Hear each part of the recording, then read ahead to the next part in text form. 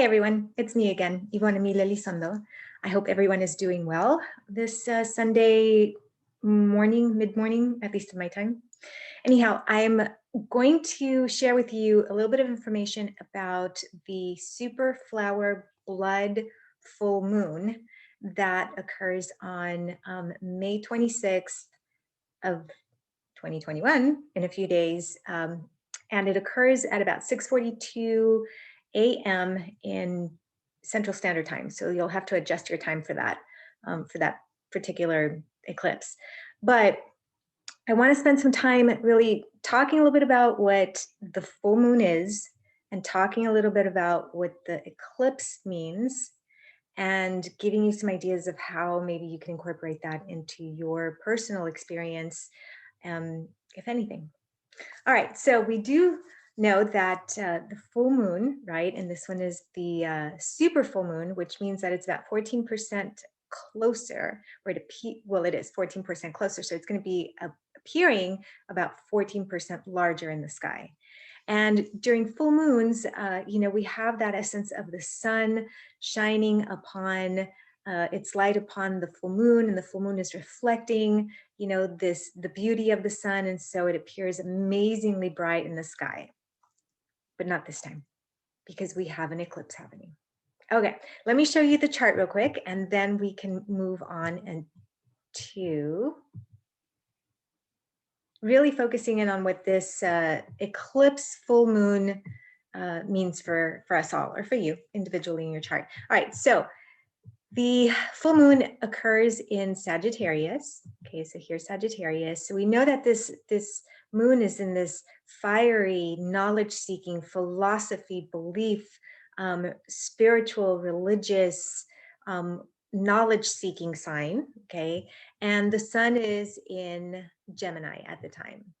Okay, Gemini is the information gatherer. It's about connecting socially with people. It's about sending information to social networks, so to speak, just in a nutshell. So what we're looking at here is really the essence of this full moon is going to entail, this information gathered by the sun in Gemini and how it balances out between that knowledge, okay, that truth-seeking ability of that Sagittarius moon. So Sagittarius is fire, Gemini is air. So we have these two opposing forces already. Now, both of these signs, Gemini and Sagittarius, are very much in tune with knowledge and truth seeking. They just do it in a different way. So for example, Gemini, the sun in Gemini is really focused on that intellectual component. It's focused on the information. It's much like I refer to it as the news media, right? It gathers information and then it disseminates information. Whereas that Sagittarius energy, where the moon will be for this full moon and eclipse, is really about gaining knowledge and gaining knowledge from a philosophical perspective. So there's two knowledge-seeking signs, two truth-seeking signs, but the way that they are encapsulating this information that they're gathering is very different. So what does this mean for the full moon? Well, the full moon is a time of release. It's a time of completion. It's a time of, recognizing that whatever we've been working with, the energy that we've been working with, it's a time to release it, right? So I wouldn't be surprised if this particular full moon, we see some aspects of, truth coming to light. Truth and information being brought to the surface, right? That knowledge seeker of Sagittarius moon really wants to move forward with this information. And Gemini being an air sign as well, the sun really wants to disseminate this information. So don't be surprised if whether it's collectively, globally, okay, or whether it's in your own individual chart, you may find that this full moon is the part that just I wish there was words for that, but there's not.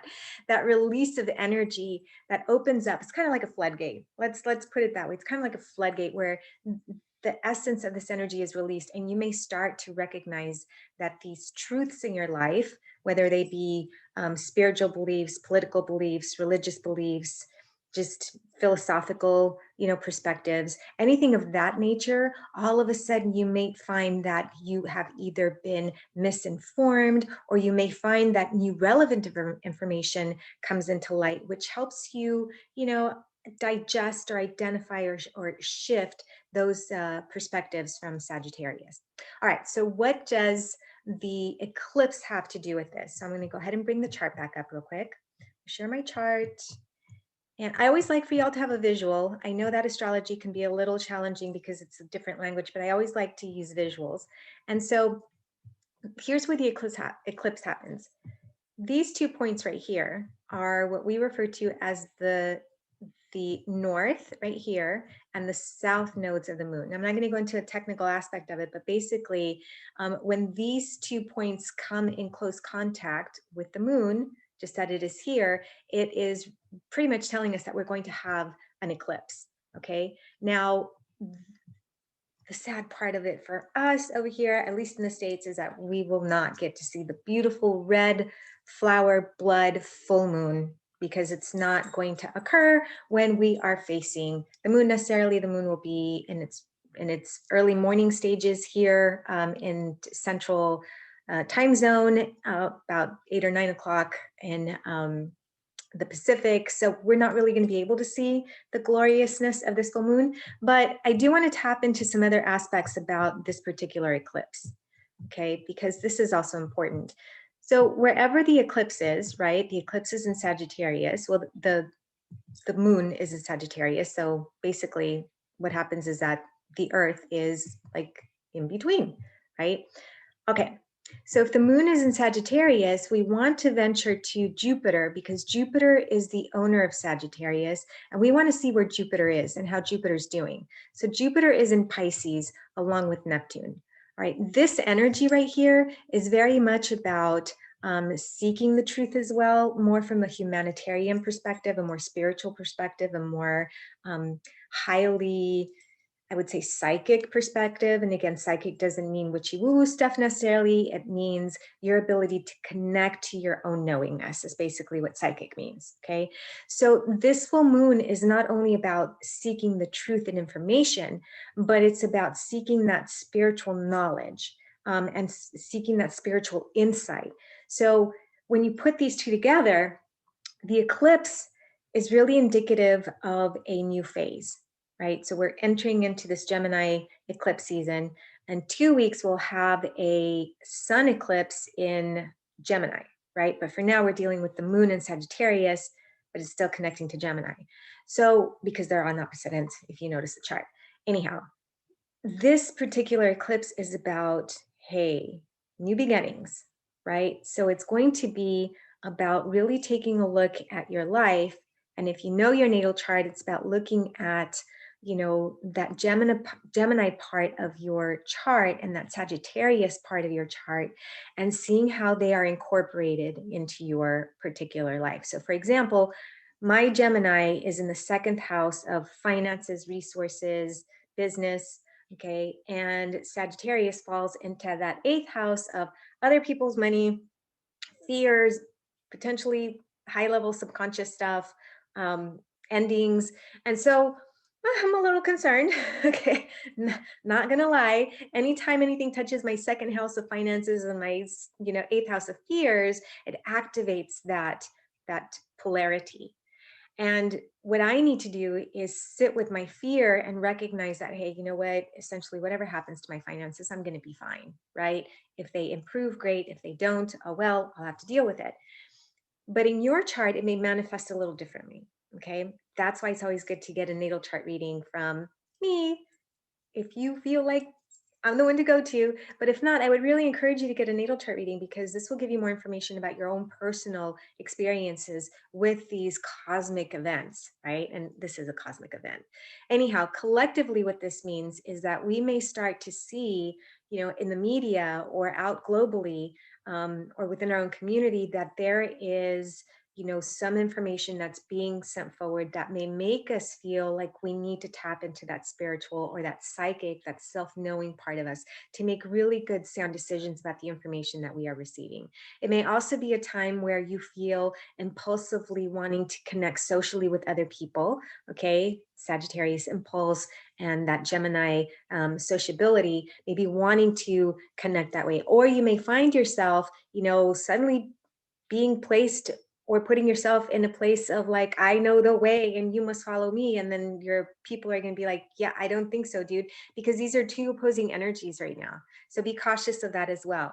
Staying on your soapbox is one thing, but when you overstay your soapbox tendencies, then people are probably going to drop you. So time to think about that.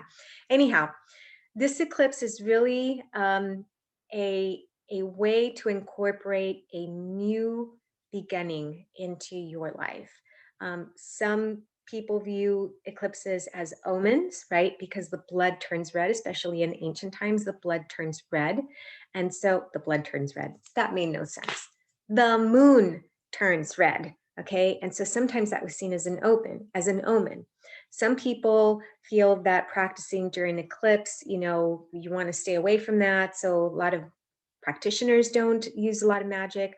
On the other hand, there's some practitioners that tap into that more depth conscious or subconscious energy that blood red moon brings. So it just depends on how you incorporate this particular cosmic event.